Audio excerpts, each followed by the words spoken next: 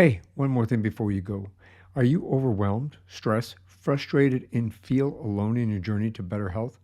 Are you a woman looking for a way to slow down, quiet the noise, and open your mind to retake control of your life? In this episode, we're going to learn some techniques to do just that in a holistic and a naturopathic way as we have a conversation with a certified personal trainer and fitness nutrition specialist. Welcome to One More Thing Before You Go. I'm your host, Michael Herst. This is The Thing About the Wellness Wingman.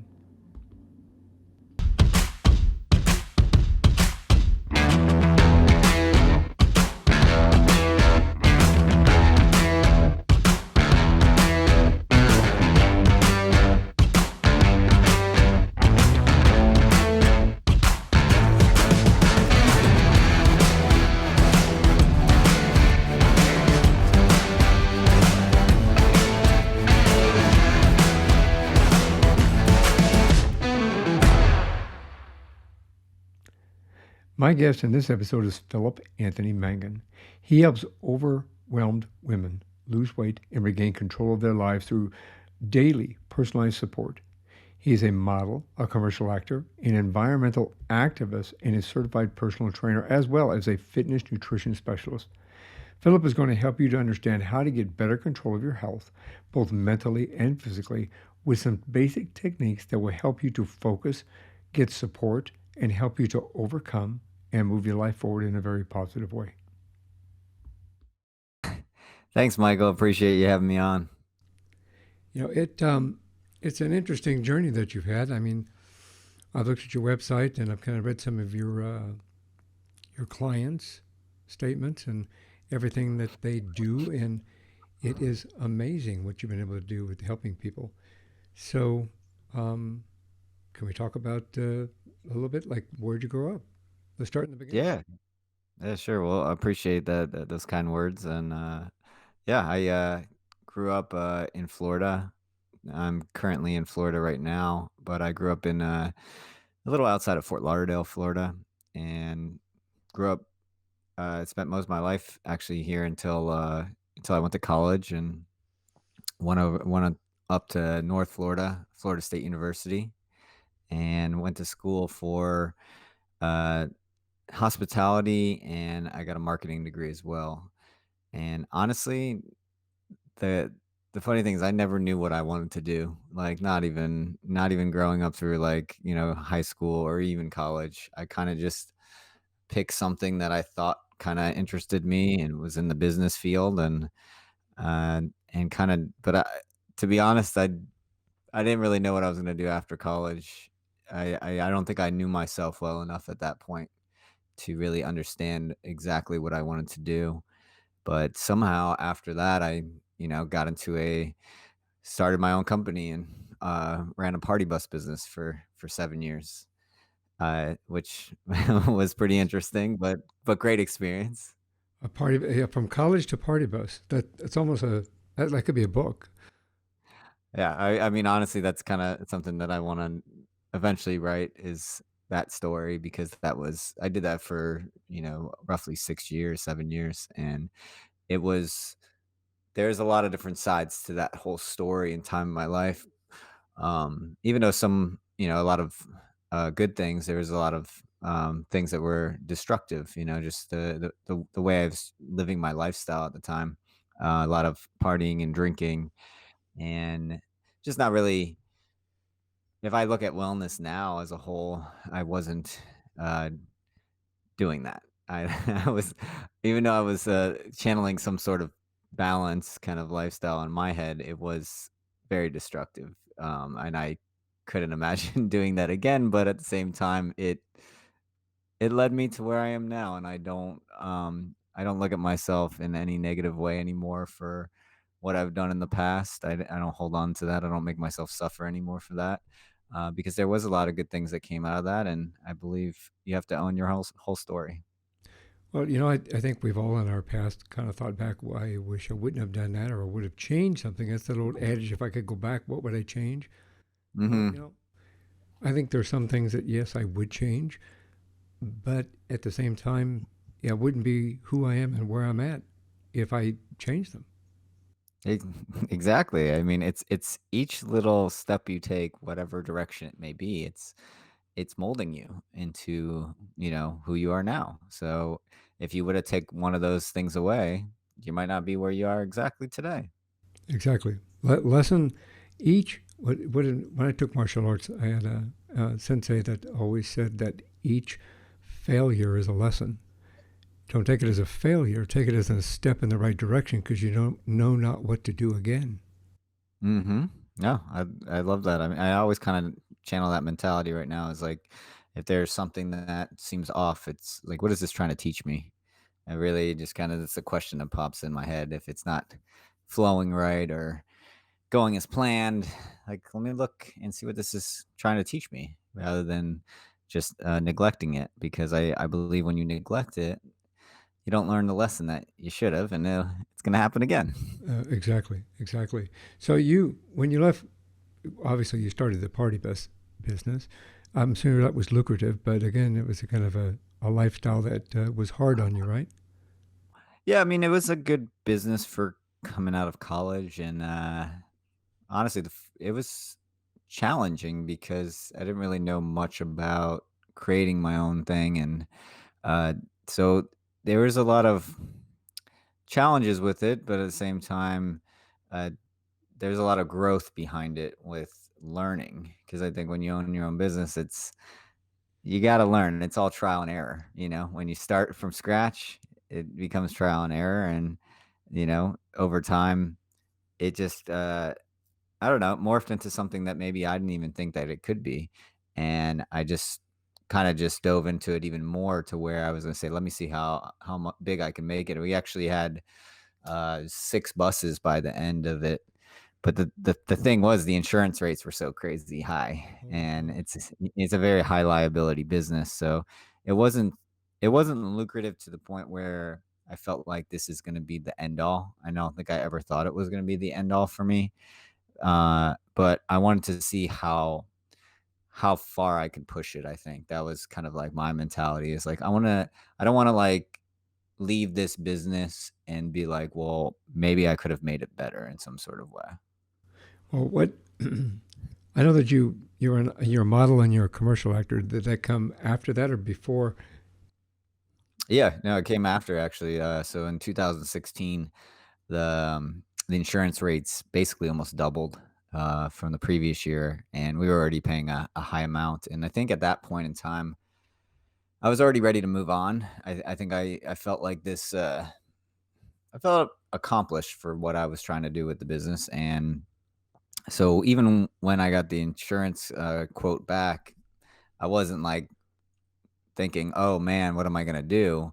It was more like, this is signaling, like, "Yeah, go on to the next thing," and so that's when I decided to kinda pivot to New York, and that was a place I wanted to just live for a long time. I wanted to have that experience, and there wasn't really anything holding me back then. I wasn't dating anyone at the time. I didn't really, my business was closing down, so why not go take that leap? And I didn't have any plan, honestly. I just knew I wanted to be in a place like that, and I wasn't worried about what I'm gonna do for work. I've just kinda thought, "I have all this experience. I have 2 degrees. I'll get a job, but let me go there and see what happens." And when I went there, things just started clicking, and, uh, they were guiding me into that modeling industry, I think, and I think because it almost opened up the door to my creativity again, I think, being able to go into the modeling industry and doing photo shoots, that really aligned with me, and I was looking for something creative because I'm a very that's a big part of who I am is being able to create each day, and I think it was lacking towards the end of the business there. It was really just more of daily operations with the business, so for me, that was like, "Oh, wow, I'm liking doing these shoots. I'm gonna keep rolling with this," and I was channeling a lot of joy, and I think when you're in that headspace, you just you keep rolling with it, and I ended up just figuring it out and got contracts somehow. I pitched myself. I mean, I think my biggest asset actually, to be honest, was I knew how to market myself. So I was able to market myself to get into those agencies to create the opportunity for myself. So if anything I learned from the business standpoint and all that experience was how to approach this as a business. The modeling industry wasn't just like, "Hey, I'm gonna approach it as in someone wants to pay me for money, like for my pictures." I'm gonna approach it as from a business standpoint, and I think that honestly benefited me. Yeah, I think it would too, especially that industry. My oldest daughter and her husband are both in the entertainment industry in Los Angeles, which is different than in New York to Mhm. a certain perspective, but a lot of Yeah. it's the same path.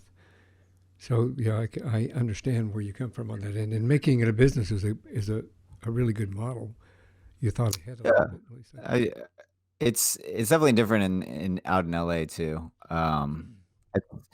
I I kinda I went out there to kinda test the waters a bit, a couple years ago, and it was I liked it set up in New York a little bit better just because I didn't I think I didn't wanna get a car. I was really loving the city, how it was easy to get around and bounce around, and I think there's honestly more depending on what you're trying to do, I think there's more opportunity in the modeling industry for, New York. So Yeah, I agree with that. And if you become, I mean, I know you became a commercial actor, but a stage actor, I think, has mhm. more opportunity, obviously, in New York than Yeah, in there's more LA. opportunity, I think, like, in, LA for, like, different trying to really get into the acting industry. I don't think that was I think right away I kinda knew that I that wasn't my passion. Like, acting wasn't my passion. I think a lot of people think that, "Oh, like, I wanna be a movie star," because they idolize movie stars and they might be rich. For me, I was like, "Well, I see the people auditioning for these roles, and they're passionate about this stuff. I That's not instilled into me, so why am I trying to be something I'm not?" So I knew right away, like, cut it off here. Like, I enjoy doing the commercials and the challenge of acting out certain things or whatever on a minimal scale, but for me, like, the passion doesn't lie in doing movies. Yeah, it's a completely. I mean, it's a different business. I think, Mhm. in regard to that. Yeah. My kids struggle with it, especially during COVID. Did that affect you at Oh, all? yeah. Well, it did, but I pivoted. I I, Well, um so when COVID hit, I came back down to Florida. I was living in New York at the time and came back down to Florida and stayed with my parents for, uh, 3 months. But during that time, I got into gardening and wanted to learn more. So I actually went out to Hawaii for a work trade thing and did 5 months working on a farm. And I, had all my meals paid for, like, in exchange. So it was, like, I'm there doing 25 hours of work a week, learning about farming, and I have a place to live and meals. So that was kind of my COVID experience, to be honest, and I really channeled a lot of growth during that time. So maybe there was nothing really going on as far as modeling jobs or anything like that. I didn't honestly didn't even think about the modeling jobs when I was out there. I just kinda was zoned in on learning and investing myself into being there and fully being there, and just kind of decided like I'm gonna stay as long as I can. And I ended up coming back to Florida for the holidays. But yeah, so it affected me, but I was able to kind of do something that I think really benefited me, and it's gonna continue to benefit me in the long run. I think because it just I'm still trying to wrap my head around that whole experience. if you're going to learn farming, Hawaii is a good place to learn it. It's Oh, yeah, the climate's there. There's so many different, like, climate zones. You go down, like, to the desert, to, like, the rainforest, to, like, the mountains. Yeah, it's pretty crazy. Were you on the Big Island or were you I was on Maui. on Maui? Oh, I love Maui. Yeah, We Maui's an amazing place. That's our favorite vacation spot. Oh, yeah? We didn't get to go last year because of COVID and everything was shut down, so we missed last year. But we usually go every year on our anniversary. Oh, And awesome. yeah, Great spot, yeah. we're like family there. Everybody, we go to places, we go to the same places, and they all recognize us when we come back in, which is really nice. And Oh, that's awesome. Yeah, I mean, it was cool to have that experience for that long of a time on the island because and especially during COVID where there wasn't any tourists. So I was able to see the island, in a way that most people didn't get to see it. And it's either way, like even if I went back there now, it's there's still a beauty and there's still an energy there that you you don't get on the mainland. Is that where you got involved in environmental activism?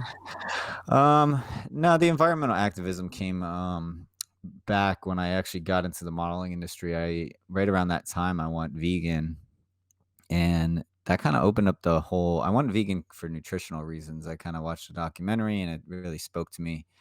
And but that opened up the whole door to seeing how much the meat industry causes, the impact on the planet. And I think when I started learning about that stuff, it really just I just kept going down a rabbit hole into waste and all these different things. I got really big into sustainable living and how to live more minimally, and like getting into composting and all these different things to save energy, save water, save waste. So right around that time I was using my social media platforms. Before I got into the coaching aspect, I was using all my social media platforms to teach people about whatever I was learning with the environmental stuff and the experiences that I was having. And I was researching a lot of products. I was working with a lot of brands, collaborating with them. So brands that were like doing really good things that are harder to find. Like say you go to the store, you're not finding like bamboo toothbrushes really ever. And it's like stuff like that. And then I linked up with a nonprofit called Our Children's Earth Foundation.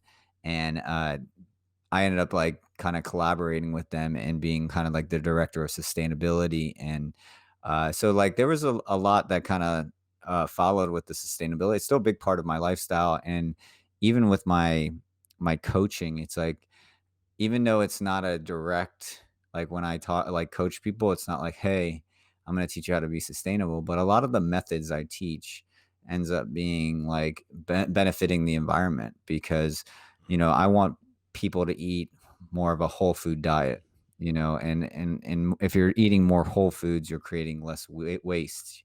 You're eating less meat, you're creating less emissions in the planet. So all those little things are factors that I think, secondary benefit, that it's not like a Yeah. direct benefit, but it's like, yeah, this also is good for, the planet. Well, I agree. I mean, I agree with you. I admire you for that, taking those steps. Or, I've been a vegan.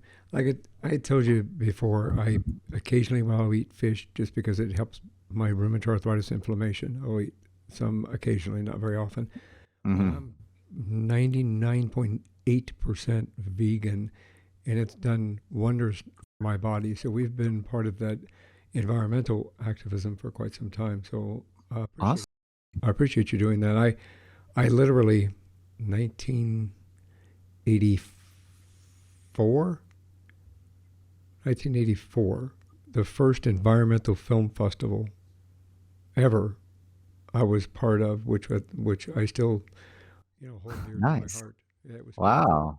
Wow, Uh, that's awesome. yeah, there's an actor, and of course the name slips my memory at the moment.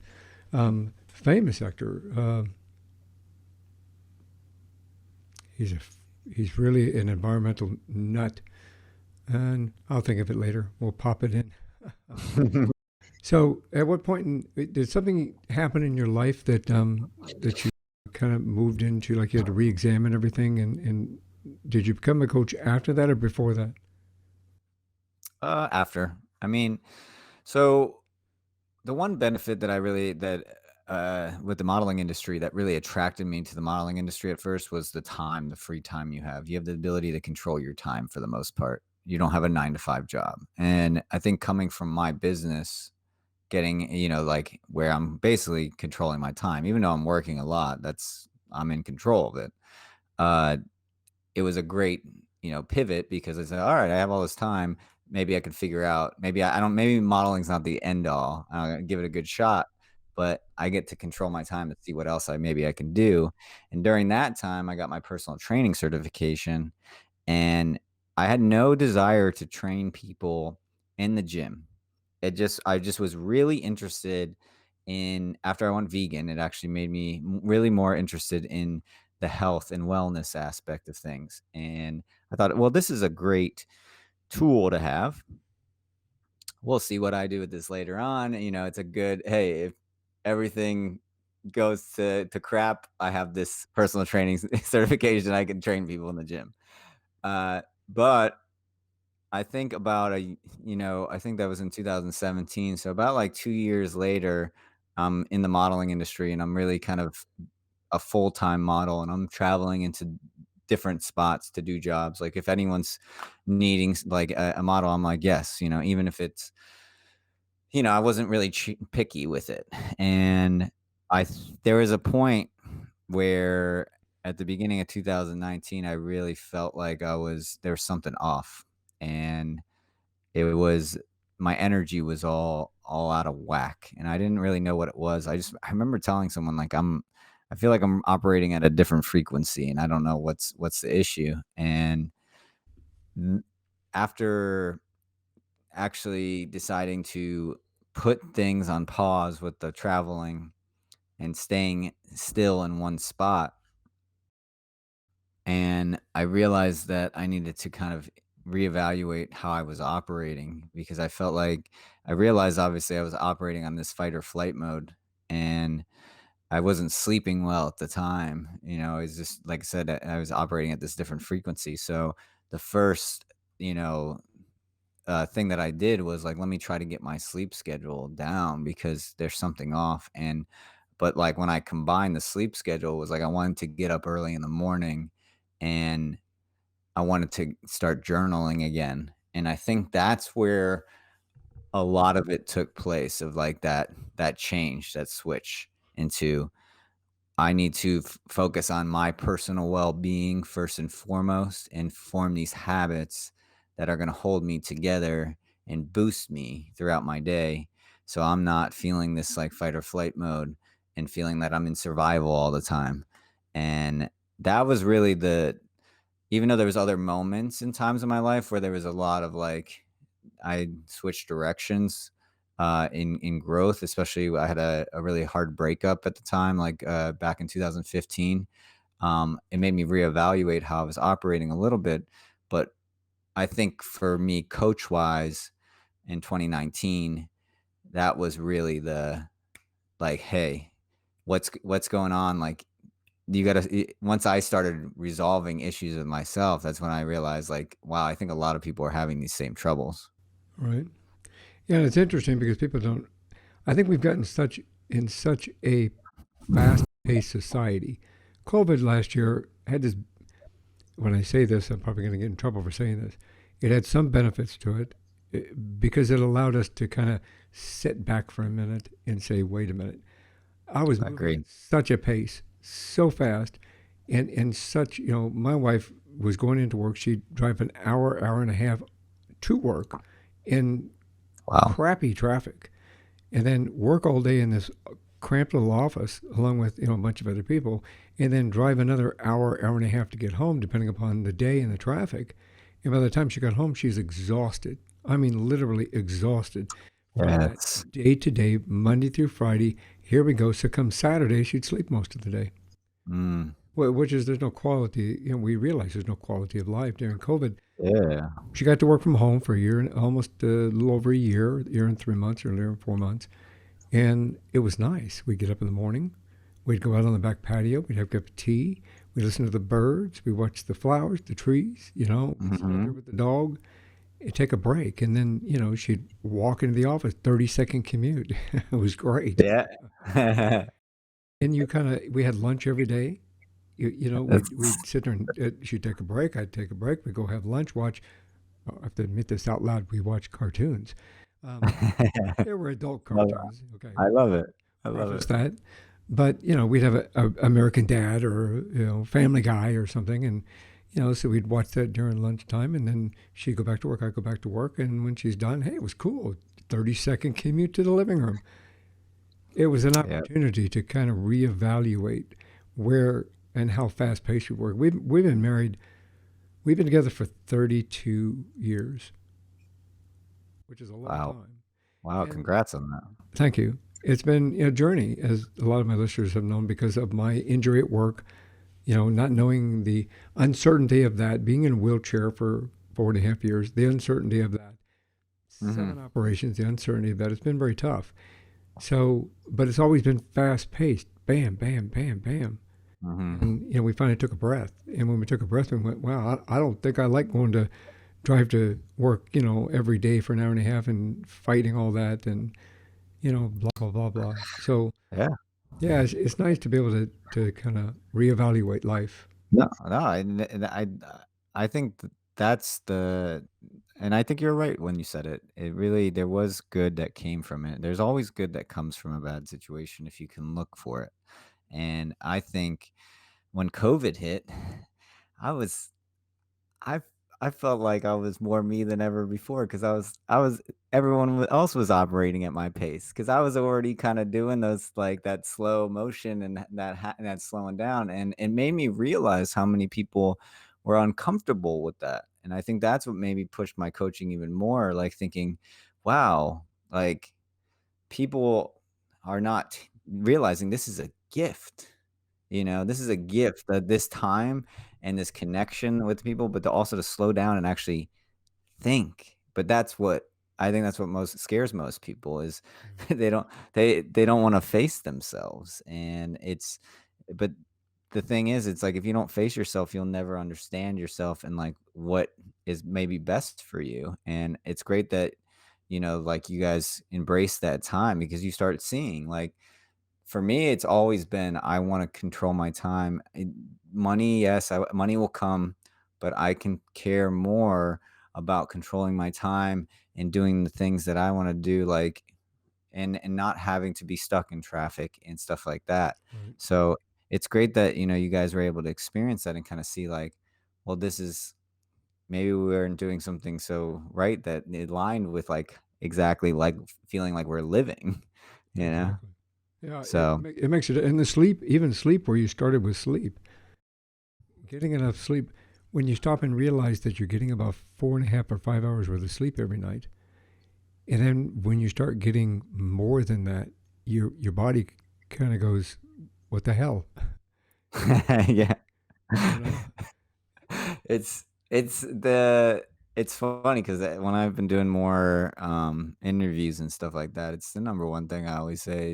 It's if you are not your fully rested self, how can you be your best self throughout your day? And it's so simple to think about, just setting that schedule and being like, "I'm gonna shut off at this time, and I'm gonna get up at this time, and that means I can get X amount of hours." But we wanna do all these other things, but I I think honestly, people just need to reevaluate as in, are these things making you are they boosting you or are they bringing you down? And I think most times they're not they're not helping you. Oh, exactly, exactly not. And that's kind of where you come in. You created these habits, and Mhm. the habits you created were to benefit your health. Had you had Yeah. a health crisis of any type, or No. this is just I something that? It was honestly, the nutrition and wellness and or working out have been a big part of my life, on some sort of level, probably since college. So I'd say almost like I'm 30, I'm almost gonna be 39. I'm gonna so for almost 20 years, I guess you'd say that it's been a big part of my life, and it only got more. Like I just Right. kind of opened the door to more, and like how to better myself in different ways. So the sleep thing didn't come into really effect more until like a couple years ago. But I think the thing that I realized the most over time was since I'm choosing to live my life in this way where no one's telling me you have to be at this point, like you have to be here at work at this time. Like I need to create the habits for myself that are going to make me feel that I'm in control. And Right. rather than, like, thinking like, "Wow, I wake up, got nothing to do today," and I'm, like, just, like, lost. So, it was all about finding the way to control, and the sleep thing was the number one thing is I wanted to wake up for sunrise every day, and there's a real feeling of control when you almost kinda beat the sun up, and you see that in that way, like, where you wake up and it's afternoon or, like, late in the morning, you're just like the days that you've already lost time, so that's why I think Yeah. when you can actually wake up before the sunrise, you're like, "I have so much time," and then forming the habits after that to help boost you, to hold you together, is another thing, but it all starts just from the original thing, the setting, but, it didn't happen overnight, to be honest. It took time, and it took an self-evaluation. That's the thing, is I always kinda, for the past probably 6 or 7 years, I've really been looking inward, and I've started looking inward more and more. So it was kinda like, I'm gonna peel off a layer, I can see a little bit, and I just kept peeling layers off, and now I can see a lot more, and I kinda just like, I wanna see more, you know? Right. I think you're finding yourself and your inner self, and that's a very good thing. People have Mhm. forgotten. I think society has geared us towards forgetting who we really are. They want you Yeah, to do a no, I specific thing. honestly, I started to cut you off, but yeah, I think most people, and I was saying this actually to someone last night, most people, I don't think they know what they exactly want. They are basing Right. their wants and their desires on what society is telling you, and what in all the things that you're viewing other people. So how are you gonna know exactly what you want? You're gonna get displaced in that. So, like, maybe 10 years down the line, this is what you think you want, and then there's something that clicks, and you're just like, "Whoa, who who was I back then?" What, like, it literally, I've seen myself do that on a very, very small scale, but I can only imagine if you got married or you got into a job that you don't really love, and 10 years of your life go by, and then you're just like, that must be mind blowing to get to that point and just kind of be shocked that you don't know yourself. Exactly. And I've talked to a lot of people on my podcast that have reached that point, believe it or not. And something in Mhm. their life changed it, and it was abrupt and it was quick. And they had to kind of Mhm. reevaluate their life and their life's purpose, and had to kind of shift everything. And they stopped and went, wow, I lost so much. I did that myself. When I got injured at work, I was a sergeant. I was on the way to lieutenant. All my colleagues, whether they were my that worked with and or below me when I was sergeant, or on my team when I say below me, went on to be captains, chiefs, commanders, assistant chiefs, lieutenants, sheriffs, Wow. and I got stopped right there in my tracks, and I had to reinvent my life from a different perspective, and it took me a couple of years Mhm. to do that. Where I look back and went, wow. Then I found something I really, really, really enjoy doing, which is entertainment. And then I look Awesome. back and said, wow, I wasted a bunch of time being a. Well, I didn't waste my time being a cop. I need to put that out there because I Yeah, I was did a gonna good thing say. and I was a good cop. Yeah, I was gonna Um, say, you don't it's not wasted time, but you just realize that this is maybe better for you now. yeah, it's more relaxed. My wife said I used to be a triple A personality. Now I'm like an A plus, which is a little bit. But yeah, we all think we all have to take and develop the habits like you're talking about, and the habits that you help people develop through your coaching practice. We need to take that time, like journal. Let's let's touch base on journaling real quick, if you don't mind. Yeah, for Some people sure. may not understand what journaling actually is. Can you help us with that? Oh, yeah, 100%. So I think journaling kinda, when people look at journaling, I think they automatically think, "Oh, this is work. This is a task," and it turns them off because, if they've already have a busy schedule, they're like, "Wow, like, I have to put some thought into this." But the thing is, it's about not really putting thought into it, and letting the mind wander and kind of go. And what I do is what I've been doing lately is a good little small tip for people out there if they're wondering how to get started, is I go sit out in an area that's nice and quiet, and uh, so I can, and I do this in the morning. This is the way I start my day, and I actually write like a word. I start with a word, and I'm like, this is the word that I want to start with. So I think it could be like yesterday or today was like community, and I start writing about what community means to me, and I just say a few things, but or I start with like, how do I feel today, or what's the setting around me, and I just write about that. But then it usually opens the door to more, and the whole concept of journaling, I think, is really to self reflect and see how you're feeling. Are you feeling off? Are you feeling like there's something that needs to be corrected? Are you feeling good? Like, let's keep going with the good. Let's try to keep channeling that mentality. This is something's clicking here. Well, if you're feeling off, well, why don't we try to now switch it up to where we're getting back to the good and correcting that. So I think it's all about self, reflection and constantly doing it. So just because you had a great day today, yeah, sure, maybe that carries over tomorrow, but it's really technically impossible to have a great day every day where you're feeling 100% elevated, because if you were feeling that way, you wouldn't really know what a great day was. You have to have like a day of a low, but I think what self-reflecting from journaling has really helped me with personally is how to handle those days that are a little bit lower than the good ones, and not letting my mind drag me down further. Now, do you think with journaling, if they do have something bad, do they need to write it down? Well, I They're personally angry or think depressed?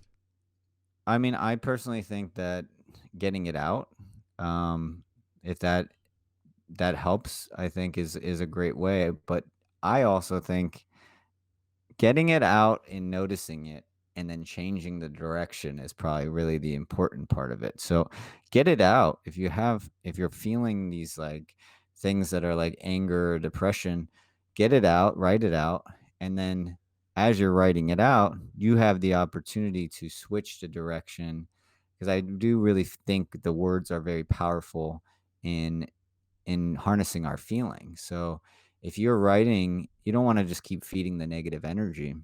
So if you're feeding the negative energy, make sure you switch it up if that's what you're choosing to do to get that out. So I used to actually write a lot about um, things that were more of like a negative way, or like just being down. It's funny because I went back and read a lot of my journals when I was in New York, and I was in this like really mentally struggling sort of place, and I read them a year later after that, and it was the same, and I was like, I didn't I'm in the same state that I was in that like a year ago. And it made me realize like I'm just feeding that. I'm feeding that.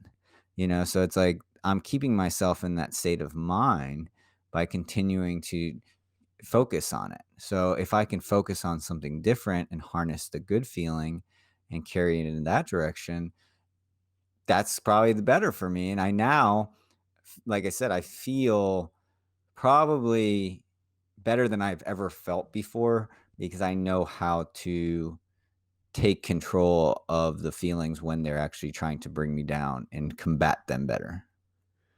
Yeah, I think that's help. It's a positive thing. I mean, to get your feelings out, and whether it be through written word or through talking with somebody, I think that it's a good thing because Yeah, I negativity. mean, it's like, I mean, it's also good to talk to a therapist. I mean, I do therapy every week, a mental health therapist, and I don't have a mental health disorder, but talking to someone that is a professional that will just listen, and maybe like speaking it out kind of helps you kind of navigate it a little bit better. Writing it out and kind of being in your own place with those thoughts and feelings isn't going to probably really resolve it on a grander scale, unless you really know how to harness the power of your mind. And The I think the word why I wrote community the other day on my thing was like, I really understand the power of not doing things alone. And that's why I call myself the wellness wingman. The coach. I am your support system throughout your journey, because it is so hard to do it alone. You lack the confidence, you lack the clarity, you lack the control, and and you lack the support. Even if your friends or family say, like, they support you, are they invested into your goal? Most likely not. They're probably invested into their goals. So I really realized that that is the most important thing I'm offering my clients on a grander scale, because it's it's a thing that will help them gain the confidence themselves to continue to fly afterwards. Because I'm not trying to help someone lose like 30 pounds and then me just step aside and then they gain that back. I want them to form the habits to create lasting change, and they be able to do it by themselves over time. Well, and I think you specialize in a very holistic approach. In my opinion, it's a holistic approach because you're not following a book. You're not just saying, well, follow this step. Here's your sheet of paper. I used to work in a fitness center where they did that. They'd go, okay, here, do this, this, this, this, this. When you're done, wave at me. Mhm. Kind of a situation. You have a more personalized attention. You help Yeah. with management, time management, and those kind of things, right? Yeah, I mean, it's literally exactly what you said. I mean, it's just more of a holistic, and I it's not a one size fits all.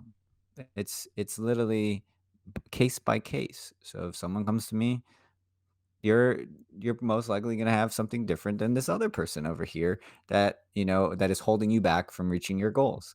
You have a different life. So that means we have to formulate a plan that's different, and you're gonna most likely probably have a different personality, a different way you function. So I need to be able to be that support system for how you function, and realize that, okay, this person is a little bit more sensitive. This person is a little bit more assertive with what they want.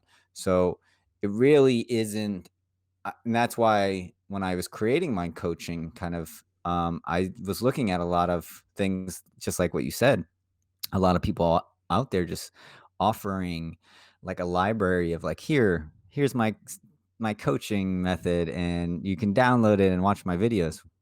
That that personally doesn't speak to me. Like, I don't. Right. If I was hiring a business coach or some sort of coach in my life, which I've done in the past year, I've worked with a couple people. The thing that attracts me is I want to interact with you. I want to pick your brain. I want to collaborate with you, you know?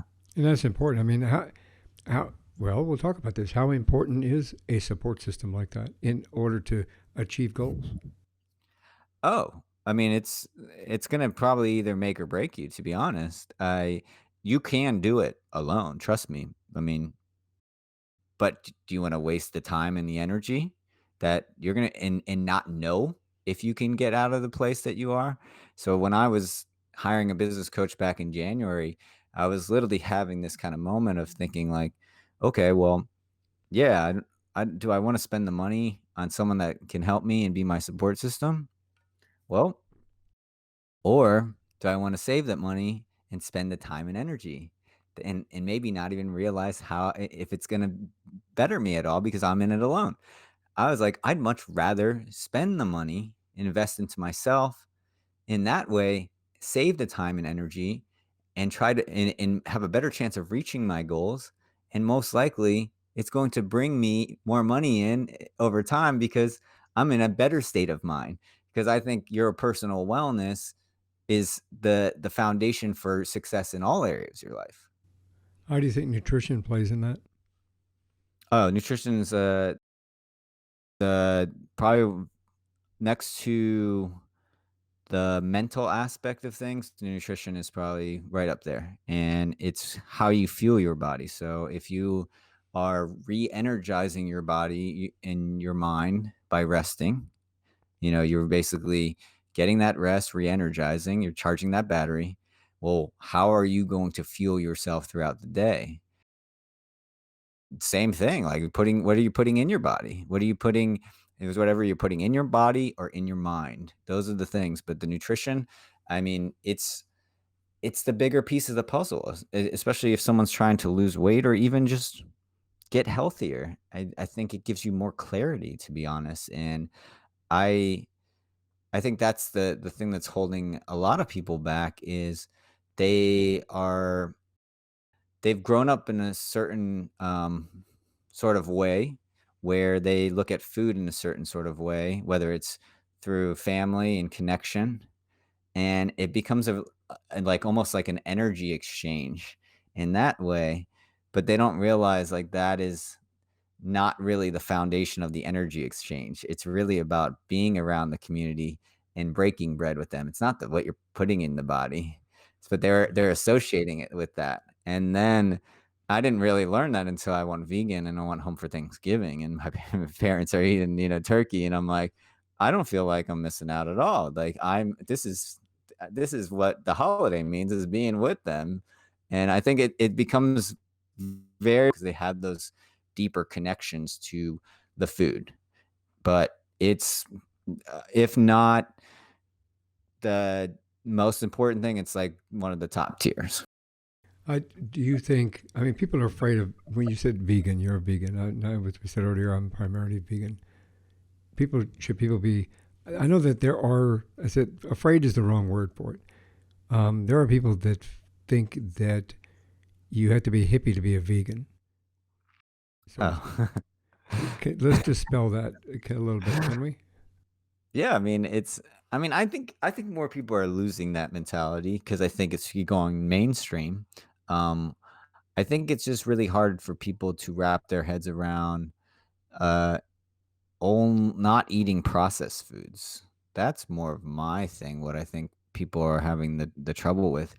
Uh, and we've most people have been so misinformed by society with, needing this amount of protein, or this you can't gain muscle with, or that. So I think that's really more of the things that are in front of people's minds, rather than it being a hippie thing, because I think they realize it is a healthy thing. They just don't know enough to how to How to grab do it hold right. of it and do it right. And honestly, like, it probably took me a good year to get it right. I and the way I got it right was through simplifying. It really was what and I was paying attention, I really wanna I'm in the starting point of writing a book about this, but it's about, like, really kind of hacking your satisfaction and paying attention to your satisfaction and where you receive it from. And to me, I started realizing I was receiving satisfaction from food through textures, not just the flavors. So I was able to kind of see, well, and it all comes back to being aware and taking that time to Right. think and identify. But if I was craving some, like, if I used to eat meat a lot, I wanted something that gave me the bite of the meat, like the Right. same bite, because I felt like that's what I was craving. It wasn't the meat, and at the beginning, yeah, maybe my body was weaning off the meat, but I slowly started realizing the satisfaction came not just from the meat, it just came from the replacement of the texture and making sure I was getting the proper nutrients. Because if I'm getting the texture and I'm getting the flavors, which also, I think if you eat the whole food plant-based diet, and I eat more of the vegetables that are high in nutrients, they have more flavor. So if you're buying Mhm. depleted nutrient stuff, you're gonna be lacking flavor, you're gonna be your taste buds are gonna be lacking, so of course you're gonna be craving meat. So it really does pay to buy better things because you're paying for the nutrients and AKA the flavor as well, because those are correlated. Well, and I agree with you 100%. Yeah. I eat organic. I mean, I'm really strict about that. I eat organic vegetables, organic fruits, Mhm. and things like that. And I am like, well, I could be a butt about it. I'll be nice with my language.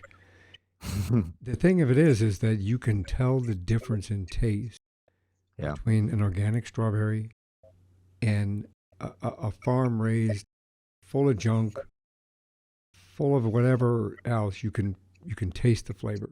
You can Mhm. feel the flavor. It's amazing. So what you're saying is 100% coming from somebody that does it as well. Flavor and food and the nutrients help satisfy you. When you eat. Yeah. And if you don't use whole foods, I know that you promote the whole foods. I do that as much as I can. But there's alternatives out there for others that kind of really good replacements, like Beyond Burgers and Beyond Oh, Meats and things yeah. like that, that are all I think plant based. those are good transitional foods, but I don't think um they're still very processed, though. I think they're good for the environment. I back them for the environmental reasons. do I back them for health reasons over if you were gonna eat them every day? No.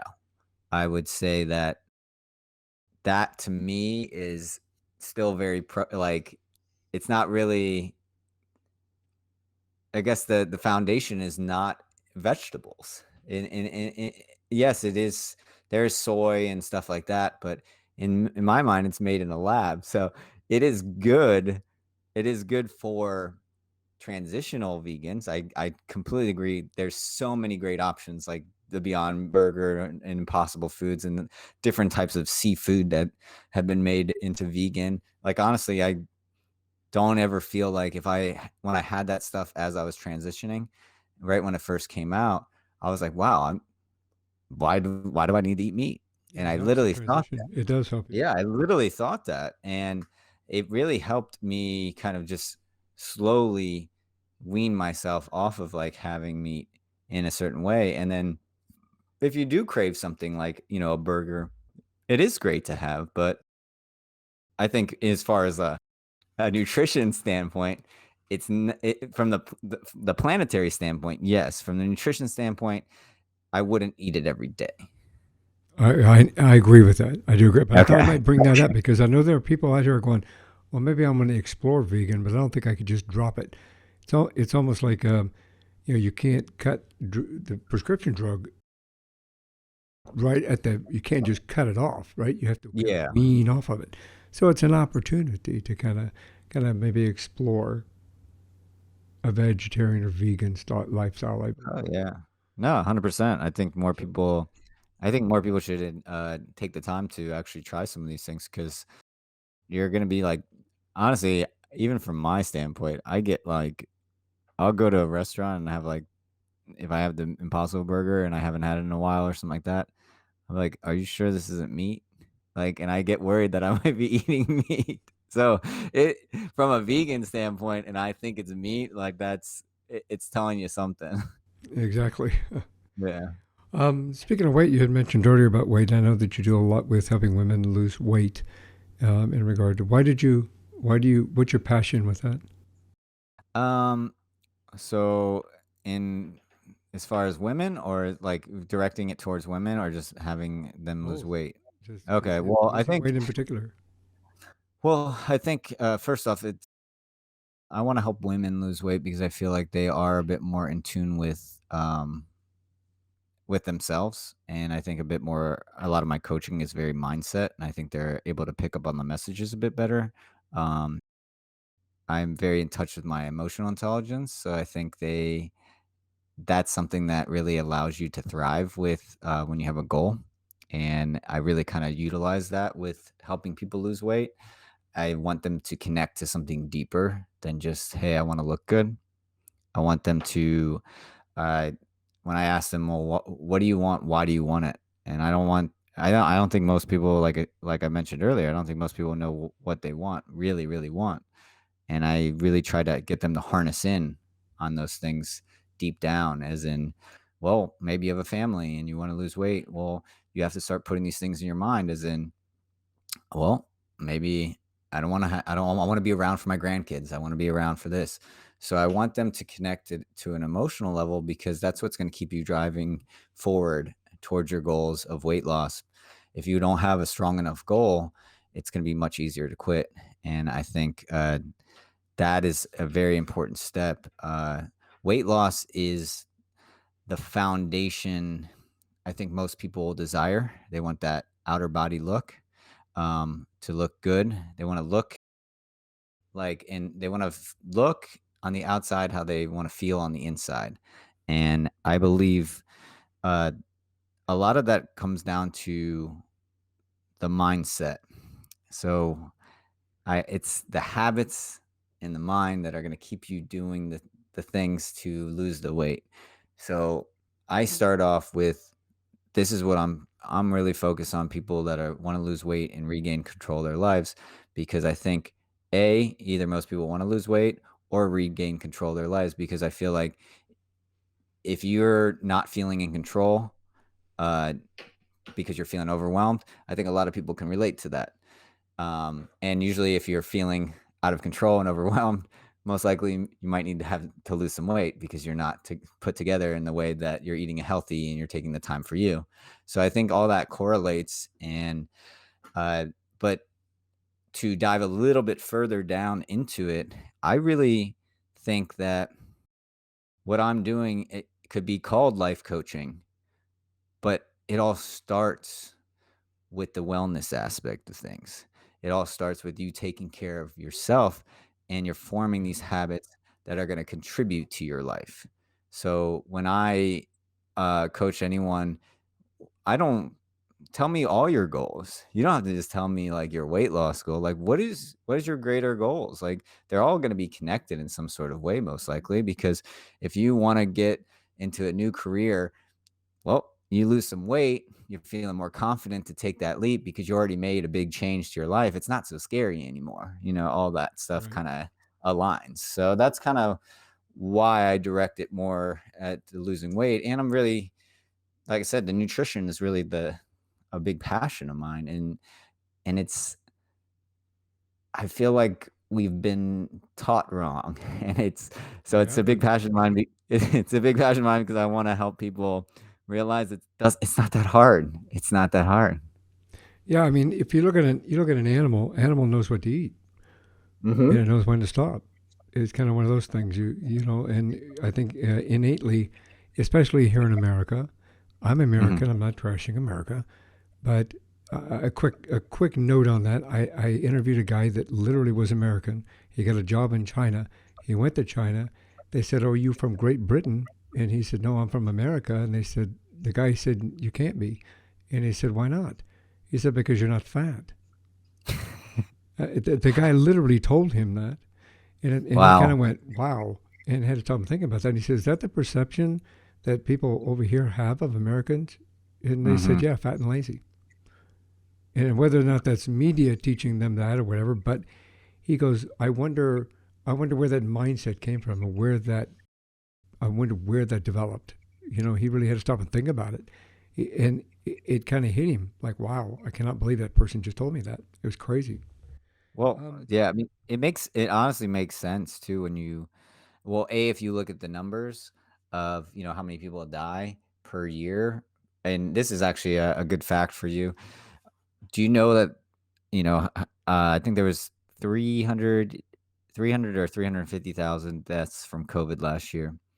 Do you know how many deaths were from heart disease? no, Double that. no kidding.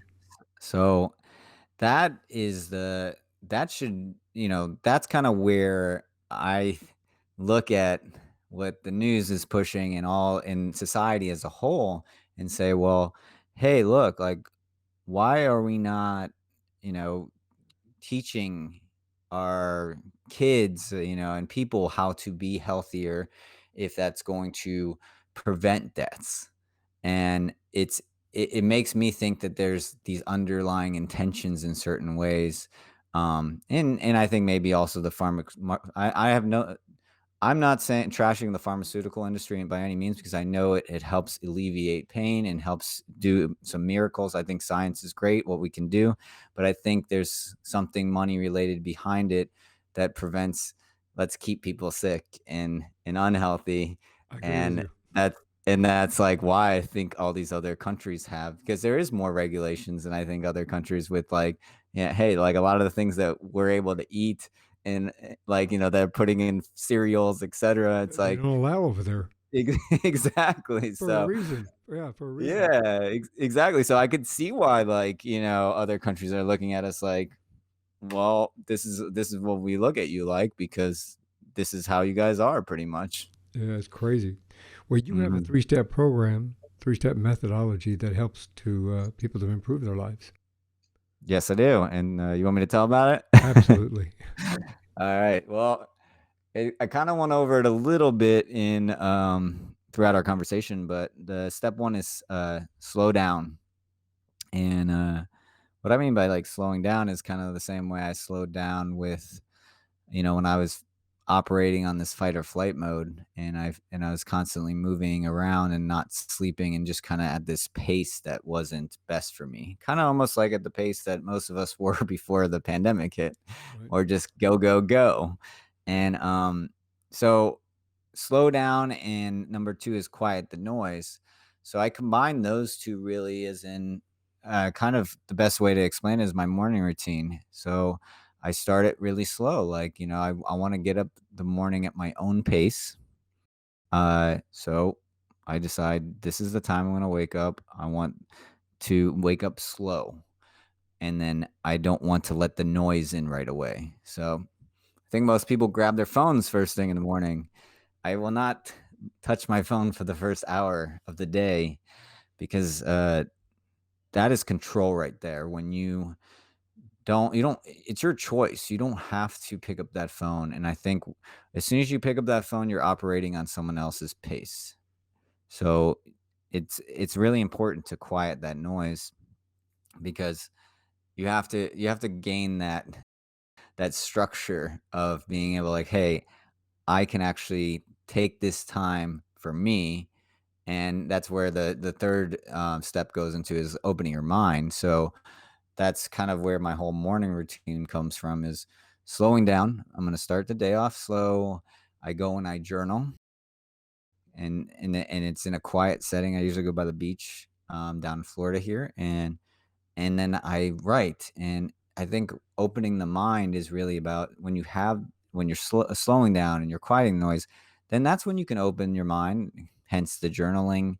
Even if you don't do the journaling, it just allows you to think and allows you to kind of understand what your body needs. And that's where I think a lot of the growth comes in. Because if you're not able to do those things, you're never going to be able to gain that clarity and that control and eventually that confidence to take the leap forward in doing what you really desire because you're not even going to know what you desire. You're Mhm. not if you're not taking that time. So it's a big part of my process, and like, just to kind of really really briefly run it down for you is, I help people form their schedules. I literally said, I want to know what your morning routine is like, what your daily, routine is like, what your evening routine is like. And I want to find that time for you to create this like schedule where you feel like you're in control, where you get this sleep schedule. And if mornings work best for you, we're going to harness the power of the morning so you can actually take the time and slow down. And I think in a lot of times is like, okay, if you're gonna take the time to slow down and you're gonna have that time for you, whatever it could be. It could be something that is you can even do a workout in the morning. And I do yoga every day in the morning. So do like I activate my mind through the journaling, and I activate my body through the yoga. And it's really like kind of easing into the day like that. But a lot of those little things could be tweaked. It's just about taking that time for you. So you can do if you wanna get a workout in and you don't have any other time out throughout the day and you wanna go to the gym, do it, but take the time. That's where it all that's where the magic is taking the time because and shutting down. So quieting the noise and slowing down means I'm gonna slow down, like, thinking that I have to go, go, go, and I'm gonna embrace this time and not feel bad about it. It shouldn't be like, I need to get this done to get to the next thing, because then you're losing sight of actually this time and what the value is of, Right. because I think even actually, I'll just touch on it really quick. One of my clients, she was telling me how she was trying to uh, get her workouts done because she was been so busy, but she would always be thinking about what she had to do afterwards. And I said, "That's not being present for the workout. That's not gonna actually help you out. You're gonna be holding on to some sort of resistance Yeah. and actually losing that weight and letting your body digest the things because 'cause you're stressing yourself out."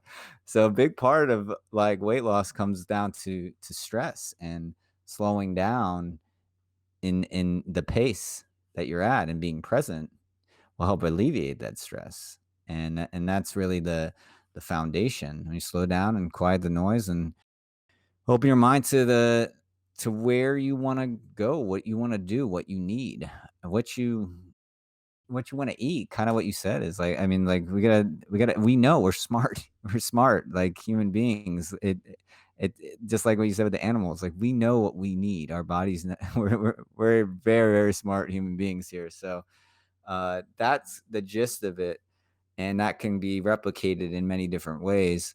But that's literally the foundation: is find the time for you and quiet out the noise and open yourself up to seeing things differently. That's where it is really is we're so used to stuck in our ways. It's hard for us to see in a different way, especially if we're going to continue the pace that we're at. So by slowing down, you're able to, oh, maybe that isn't the best thing for me kind of thing. That's a So, good time. That's a good thing to stop and look and reevaluate yeah. each time. It really is to stop and take a breath. I mean, it's the old cliche: stop and smell the roses. Exactly. And really, it's an old cling, but it works. Yeah, that's So a lot of the old things, they're not broken still. exactly. They work well. So let's talk about how to get a hold of you and what you can do. Yeah. You can get a hold of me on my website, philipmangan.com. I offer a free 30-minute coaching consultation that you can book on that website. Also, I offer a free ebook as well on how to create a healthy morning routine. So you can download that on my website. And if you want to follow me on Instagram, I do a lot of my posts geared towards coaching, and it's Philip Anthony Mangan. And yeah, I just definitely would love to connect with you guys. That's fantastic. Now, this is one more thing before you go. So before we leave, before we go, do you have any words of wisdom you'd like to share? Uh, sure. I mean, I'll share some more. um, yeah. Lately, I've been really channeling this mentality of everything is working out for me, no matter no matter what I do and what decision I kind of choose. And just, I think a big part of self growth and weight loss and wellness in general is having faith and confidence in yourself.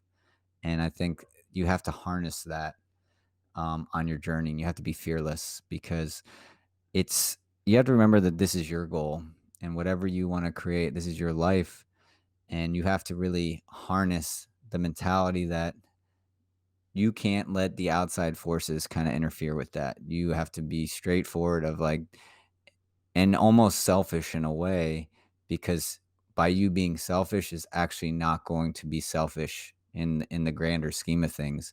You take that time for you, you're most likely going to be better off in your relationships and your interactions throughout your day and being able to do more good for yourself, your family, for your job. So be selfish to a small extent because that is actually going to benefit you and don't be so hard on yourself. That's another thing that I really have harnessed this year is we the world throws enough punches at us. We don't need to beat ourselves up too. We don't need to add to it. We need to wellness is if you're channeling self love, in many different ways, talking negatively to yourself and beating yourself up is doing the opposite. So remind yourself that it's wellness could be many different things, but if you're lacking in that one area, it's going to hold you back from actually taking a leap forward on a grander scale. So give yourself more love in all the ways and be selfish because that is actually giving yourself love and taking that time for you. It's not if you think about the grand scheme of things, one hour of the day is 5% of your day. That's it's our life. We should take the time for us. Those are excellent words of wisdom, outstanding words of wisdom. Thank you, Well, sir. Philip, thank you very much for sharing your journey with me and our listeners and our viewers. I really appreciate it. And thank you for sharing your insight, your expertise, and your optimism. Thank you for what you do for people in the world, for helping move people forward in a positive way. You're an outstanding human being, and I appreciate you being on the show. Oh, thank you so much, Michael. It's been a pleasure. I will have everything about Philip and how to contact him, including his website, in the show notes. So look for them. You can also obviously listen to this podcast on Apple, Spotify, Amazon, and all the rest of them. So thank you very much.